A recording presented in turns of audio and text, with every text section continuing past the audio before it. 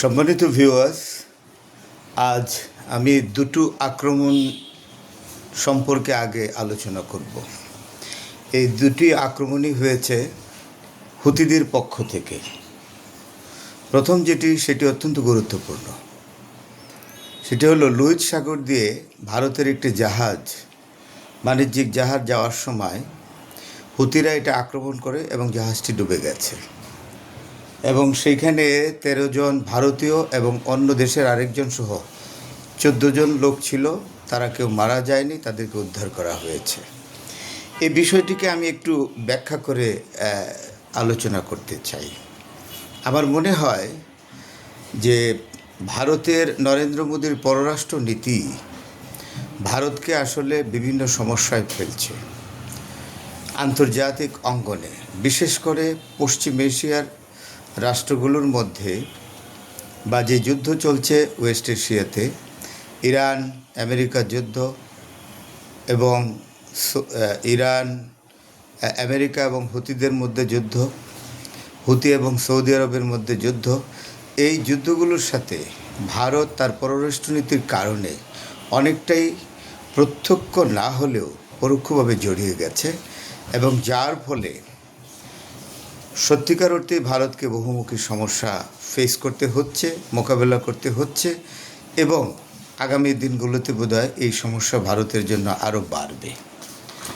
এরপরের যে আক্রমণটা সেটা হলো হুতিরা আক্রমণ করেছে সৌদি আরবে। আসলে হুতিরা সৌদি আরবের বিরুদ্ধে সরাসরি যুদ্ধে লিপ্ত, এটা আমি আগের ভিডিওতেও বলেছি। নাজরান বিমানবন্দর, যেটা সৌদি আরবের একটি বিমানবন্দর, সেটা আক্রমণ করে তার মেইন রাডার নষ্ট করে দিয়েছে এবং এই বিমানবন্দরটি পুনরায় আবার মেরামত না করে, অর্থাৎ রেনোভেট না করে বিমান চলাচল করতে পারবে না, ওঠানামা করতে পারবে না এবং আপাতত এই বিমানবন্দরটি বন্ধ ঘোষণা করা হয়েছে। এদিকে ডোনাল্ড ট্রাম্প চুক্তি করার জন্য মরিয়া হয়ে উঠেছে, এটা আমি গতকালকের ভিডিওতেও বলেছি, কিন্তু আমার মনে হয় সেখানে কোনো লাভ হবে না।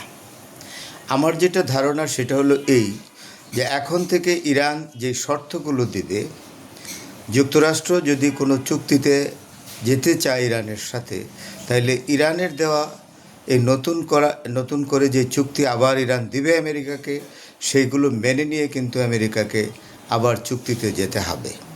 কারণ ইতিমধ্যেই প্রায় ৫ মাসের মতো যুদ্ধ চালিয়ে ইরান কিন্তু একটি শক্তিশালী জায়গায় নিজেদের অবস্থানকে নিয়ে যেতে পেরেছে এবং সারা বিশ্বে একটি বার্তা দিয়েছে ইরান, যে ইরান এমন একটি রাষ্ট্র যাকে সহজে পরাজিত করা যায় না। ইরান তার ঐতিহাসিক সত্যতা এবং ঐতিহ্যকে রক্ষা করেছে, কারণ ইরান কোনো দিন এমনভাবে পরাস্ত হয়নি কোনো বৈরী শত্রুর কাছে বা বিদেশি শক্তির কাছে যে ইরান এটাকে প্রতিহত করে উঠতে পারেনি। ইরান প্রত্যেকটি আক্রমণ না, 1000 বছর আগে থেকে ইরান প্রতিহত করছে এবং একবিংশ শতাব্দীতেও এর ব্যত্যয় ঘটবে না। ডোনাল্ড ট্রাম্প যে হুমকিটা দিয়েছে যে এইবার যদি ইরান চুক্তিতে না আসে এবং চুক্তি করে যদি হরমুজ প্রণালী খুলে না দেয়, তাহলে কিন্তু ইরানের উপর আবার প্রচণ্ড আক্রমণ করবে। আমার মনে হয় আমেরিকার সেই মুরদ নেই। ইতিমধ্যে আমরা জেনে গেছি যে আমেরিকার অস্ত্র ভাণ্ডারে বিরাট টান পড়েছে। সেটা মোকাবেলা করে ইরানের উপরে আবার বেপরোয়া আক্রমণ করে ইরানকে বাধ্য করবে চুক্তিতে যেতে, এটা বলিহারি। এটা আসলেই এই কথার উপরে বিশ্বাস করার বর্তমানে কোনো কারণ নেই। আমি যেটা বলেছি, ইরান যা শর্ত দিবে সেই শর্তই আমেরিকাকে মানতে হবে। জন মার্শেমার, শিকাগো ইউনিভার্সিটি রাষ্ট্রবিজ্ঞানের অধ্যাপক, গতকালকে মন্তব্য করেছেন যে ডোনাল্ড ট্রাম্পের এখন কাজ হবে ইরান যে বিজয়ী হয়েছে এটা মেনে নেওয়া এবং আমেরিকার পরাজয়কে স্বীকার করা। এই দুটো জিনিস স্বীকার করে যুদ্ধ বন্ধ করা। আর হরমুজ প্রণালী খোলার ব্যাপারে আর আমেরিকার কোনো সামরিক সক্ষমতা নেই যে ইরানকে পরাজিত করে হরমুজ প্রণালী খুলবে এবং এখন থেকে হরমুজ নিয়ন্ত্রণ করবে ইরান, সাথে মুখ্য না গৌণভাবে থাকবে ওমান। এটাই হলো সত্যি কথা।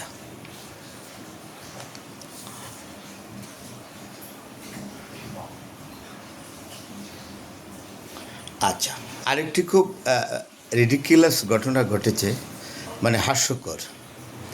সেটা হলো ডোনাল্ড ট্রাম্প গতকাল একটি, না গত পরশু দিন হবে, আজকে যদি ধরি বাংলাদেশ টাইমে, তাহলে নেতানিয়াহুকে আবার বলেছে যে তুমি লেবানন থেকে সৈন্য প্রত্যাহার করো।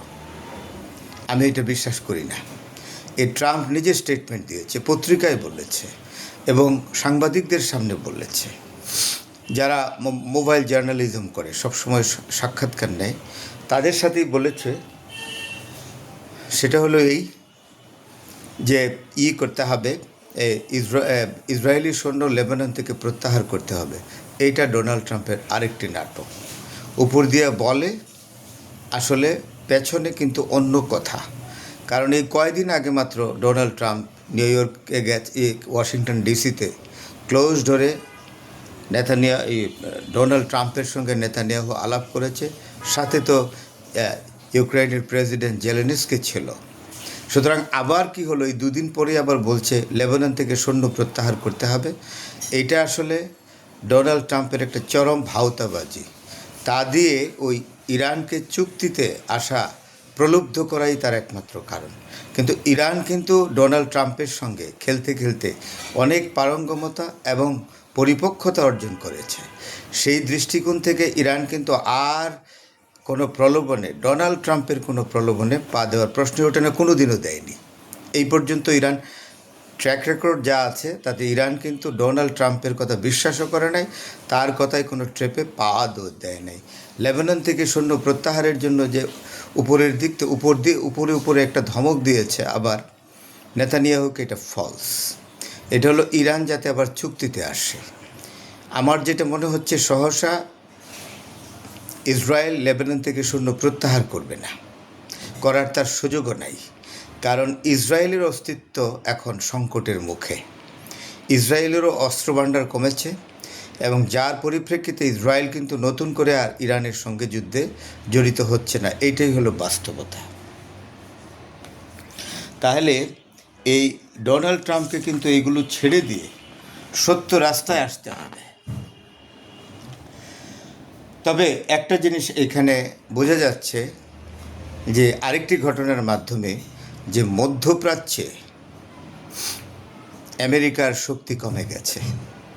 অর্থাৎ মধ্যপ্রাচ্যে আমেরিকার যে সামরিক ঘাঁটিগুলো আছে সেগুলো ইরানের শক্তিশালী উপর্যুপরি আক্রমণে সেইগুলো কিন্তু একেবারে দুর্বল অবস্থায় পৌঁছেছে। সেটা ডোনাল্ড ট্রাম্পের প্রশাসন উপলব্ধি করতে পেরেছে এবং উপলব্ধি করতে পেরে ইরাক থেকে সৈন্য প্রত্যাহার চলছে। এবং কুর্দিস্তান থেকে, যেখানে আমেরিকানরা বেশি সৈন্য মোতায়েন করে রেখেছিল, সেই ইরাকের কুর্দিস্তান, তা থেকে সৈন্য প্রত্যাহার করে নিচ্ছে। কারণ কুর্দিরা হলো আমেরিকানপন্থী, তাদেরকে প্রোটেকশন দেওয়ার জন্যেই, তাদের নিরাপত্তা দেওয়ার জন্য সেইখানে শক্তিশালী আমেরিকান মিলিটারি বেস ছিল, সেখান থেকে সৈন্য সরিয়ে নিচ্ছে। এখন ঘটনাটি কী হবে, যে কুর্দিরা আশা করেছিল তাদের নিরাপত্তা দিবে আমেরিকা, এবং সে আশার উপর ভর করেই এই কুর্দিরা ইরানের বিরুদ্ধে জান্ডা উড়িয়েছিল। এখন আমেরিকান সৈন্য যখন চলে যাবে বা যাওয়ার পথ ধরেছে সেখান থেকে, তখন কুর্দিদেরকে কিন্তু ইরান ছেড়ে দেবে না। সুতরাং কথা হলো এই, আমেরিকা তার নিজের প্রয়োজনে হাত গুটিয়ে নেয়, নিজের প্রয়োজনে আবার হাত প্রসারিত করে। আমেরিকার এই নীতি উপসাগরীয় দেশগুলো পর্যবেক্ষণ করছে। আমার মনে হয় উপসাগরীয় দেশগুলো, সৌদি আরব, কুয়েত, কাতার, বাহরাইন, আরব আমিরাত, ওমান, তাদের ভালো করে রিয়েলাইজ করা উচিত যে আমেরিকা নামক দেশটি কোনো দেশকে নিরাপত্তা দিতে পারে না। তারা কোনো দেশের এসে সামরিক স্থাপনা তৈরি করে সেই দেশটিকে বলে আমরা তোমাকে নিরাপত্তা দিব। আমার কথা হলো এই, নিরাপত্তা কার বিরুদ্ধে দিবে, কে কার শত্রু, সেটা নির্ধারণ না করেই একটি অজানা তথ্য দিবে এবং এটা তার উপরে যুক্তি দাঁড় করাবে যে অমুক দেশ তোমার বিরুদ্ধে আছে, তমুক দেশ তোমার বিরুদ্ধে আছে, সুতরাং আমরা যদি তোমার দেশে সামরিক স্থাপনা তৈরি না করি তাহলে তোমার নিরাপত্তা বিঘ্নিত হবে। সুতরাং এই জন্যই বলি যে এটা কি প্রমাণিত হলো এখন এই ইরানের যুদ্ধে, যে আমেরিকা কোনো দেশকে নিরাপত্তা দিতে পারে না, পারবেও না। তারা কোনো দেশে সামরিক স্থাপনা তৈরি করে শুধু তাদের নিজেদের স্বার্থের জন্যে। যখন তাদের স্বার্থে ব্যাঘাত লাগে এবং যখন দেখে যে ওই দেশ থেকে কোনো স্বার্থ আর তাদের আদায় করা সম্ভব না, তখন এই দেশ থেকে তারা তাদের পাত্তারি গুটিয়ে যায়। পরবর্তী সময় এই দেশটি তখন বিপদে পড়ে, নিরাপত্তাহীনতার মধ্যে পড়ে। আমি মনে করি যে প্রত্যেকটি দেশের পৃথিবীতে তাদের স্ব নিরাপত্তা ব্যবস্থা নিজেরা তৈরি করা উচিত এবং বহুমুখী কূটনৈতিক সম্পর্ক স্থাপন করে একটি ভারসাম্য কূটনীতিক ব্যবস্থার মধ্যে প্রত্যেকটি দেশকে যেতে হবে, যেই কূটনীতিক তৎপরতার মাধ্যমে কোনো দেশই অন্য দেশের শত্রু হবে না। সুতরাং আমেরিকার এই যে মধ্যপ্রাচ্য নীতি তা শেষ হয়ে যাচ্ছে, অর্থাৎ শুধু মধ্যপ্রাচ্যে নয়, ইরান যুদ্ধের পরে সারা পৃথিবীতেই কিন্তু আমেরিকার এই যে স্থাপনাগুলো, সামরিক স্থাপনাগুলো আস্তে আস্তে উঠিয়ে নিতে হবে। যুগ পরিবর্তন হয়ে গেছে, পৃথিবী পরিবর্তন হয়ে গেছে, আমেরিকাকে এটা বুঝতে হবে। ডোনাল্ড ট্রাম্প হয়তো তার মেয়াদকালে সেটা বুঝবেন না, কিন্তু পরবর্তী সময়ে আমেরিকার যিনি প্রেসিডেন্ট হবেন তাকে এই বাস্তবতা স্বীকার করে আমেরিকার পরবর্তী পররাষ্ট্র নীতি এবং রাজনীতি পরিচালনা করতে হবে। সেটা হলো এই যে যুগ পরিবর্তন হয়ে গেছে, নতুন যুগ এসছে এবং পৃথিবী পরিবর্তন হয়ে গেছে। সুতরাং সারা বিশ্বব্যাপী 800 সামরিক স্থাপনা তৈরি করে সারা বিশ্বকে ভয়ে তটস্থ রাখার সময়বোধ শেষ হয়ে গেছে। আমেরিকাকে এই বাস্তবতা সামনের দিনগুলোতে উপলব্ধি করে পররাষ্ট্রনীতি প্রণয়ন করতে হবে। ধন্যবাদ ভিউয়ার্স, ভালো থাকবেন।